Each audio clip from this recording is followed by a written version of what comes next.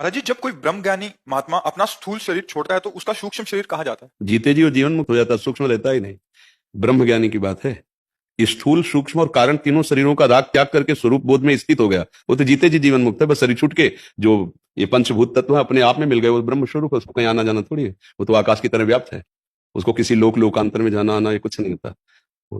उस परम ज्योतिष स्वरूप आत्म स्वरूप में, वो अपने ही स्वरूप में लीन, उसका कहीं आना जाना नहीं होता। बस धातुएं धातुएं में मिल गई, वो धातु थोड़ी हो, तो परमात्मा ब्रह्म स्वरूप है। जब ब्रह्म का बोध का मतलब अपने स्वरूप का बोध हो जाना, और उसमें तीन शरीरों का त्याग होता है, स्थूल शरीर, सूक्ष्म शरीर, कारण शरीर। जब कोई चिंतन ही न रह जाए, न सत न असत चिंतन, तो जो बचा वो अपना स्वरूप है।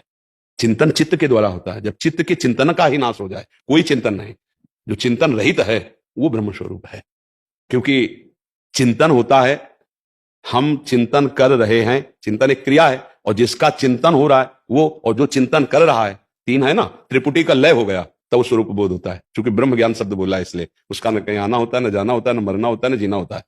धातुओं से बना हुआ ढांचा धातुओं में मिल गया, प्रकृति की वस्तु प्रकृति में मिल गई, वो परमात्मा स्वरूप व्याप्त तत्व, जैसे सर्वत्र व्याप्त।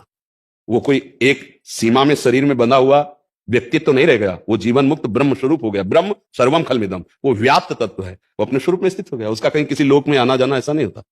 ब्रह्म ज्ञानी की बात। भक्त की गति दूसरी होती है।